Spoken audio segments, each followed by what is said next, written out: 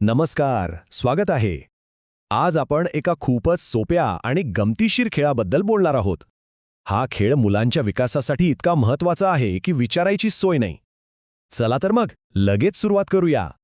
खेळ सुरू करण्याआधी आपण मुलांशी असं काहीतरी बोलू शकतो, अगदी प्रेमळ आवाजात. बाळांनो, माझ्याकडे ना काही खूप सुंदर चित्र होती, पण अरे रे, ती तुटली आणि त्यांचे तुकडे तुकडे झाले.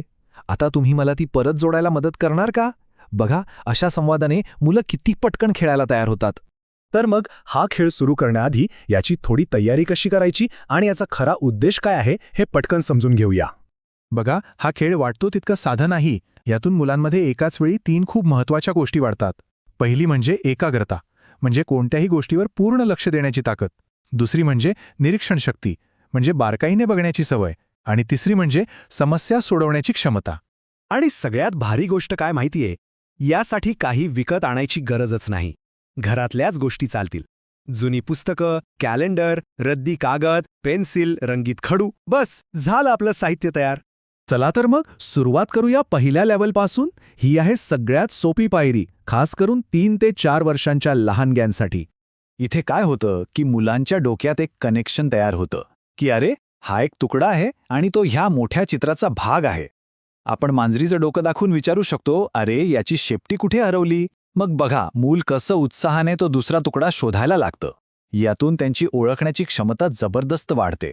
बरं, आता जी मुलं थोडी मोठी आहेत त्यांच्यासाठी आपण हा खेळ थोडासा अजून इंटरेस्टिंग बनवूया. तयार आहात पुढच्या लेव्हलसाठी? 4 तुकड्यांच्या कोड्यामध्ये नुसते तुकडे जोडायचे नाहीयेत, तर थोडा विचार पण करायचा आहे. रंग, आकार यावरून अंदाज लावायचा आहे. जसं की आकाशाचा निळा रंग नेहमी वरच्या बाजूलाच असणार आणि गवताचा हिरवा रंग खाली. आणि माहितीये, याला एक भारी शब्द आहे, व्हिज्युअल क्लोजर. म्हणजे काय? तर तुटक माहितीवरून पूर्ण चित्राचा अंदाज बांधणं. खूपच भारी स्किल आहे हे. आणि आता येतोय शेवटचा आणि सगळ्यात क्रिएटिव्ह टप्पा. आतापर्यंत आपण तुकडे जोडत होतो, पण आता मुलं स्वतः काहीतरी बनवणार आहेत. इथे मुलं एक जादू शिकतात, ज्याला आपण सिमेट्री किंवा सममिती म्हणतो. म्हणजे जसं आपण आरशात बघतो तसंच एका बाजूला जे आहे तेच दुसऱ्या बाजूला तयार करणं. यातून त्यांची निरीक्षण शक्ती तर वाढतेच, पण हातांवरचं नियंत्रणही खूप सुधारतं.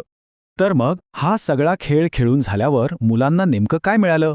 चला पटकन बघूया की या साध्या खेळातून किती मोठे फायदे होतात. सगळ्यात पहिला आणि महत्त्वाचा फायदा म्हणजे प्रॉब्लेम सॉल्व्हिंग. मुलांसमोर ते विखुरलेले तुकडे म्हणजे एक चॅलेंज असतं आणि जेव्हा ते चित्र पूर्ण होतं ना, तेव्हा त्यांना मिळणारा आनंद म्हणजे वाव, मी हे करून दाखवलं असा असतो. दुसरा फायदा म्हणजे अवकाशीय जागरूकता, म्हणजे कोणता तुकडा कुठे फिट बसेल, त्याला सरळ करायचं की उलटं हे समजणं. यालाच म्हणतात स्पेशियल अवेअरनेस. आणि हे स्किल पुढे जाऊन गणित, सायन्स, अगदी डिझायनिंगमध्ये सुद्धा खूप कामी येतं. आणखी एक खूप मोठी गोष्ट म्हणजे एकाग्रता आणि पेशन्स, म्हणजे शांत बसून लक्ष लावणं. एकदा काम हातात घेतलं की ते पूर्ण होईपर्यंत प्रयत्न करत राहणं. आजकालच्या धावपळीच्या जगात हे कौशल्य किती महत्त्वाचं आहे, नाही का? आणि हो, सिमेट्री. यातून मुलांना कळतं की आपल्या आजूबाजूला निसर्गात किती सुंदर बॅलन्स आहे, जसं फुलपाखरात, पानांमध्ये किंवा आपल्या चेहऱ्यात सुद्धा. ही एक प्रकारे वैज्ञानिक आणि कलात्मक नजर तयार करण्याची सुरुवातच आहे. तर पाहिलं, एक साधासा खेळ आणि त्याचे केवढे फायदे.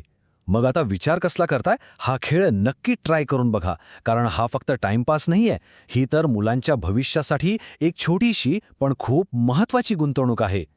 मग सांगा, आज कोणतं चित्र पूर्ण करणार?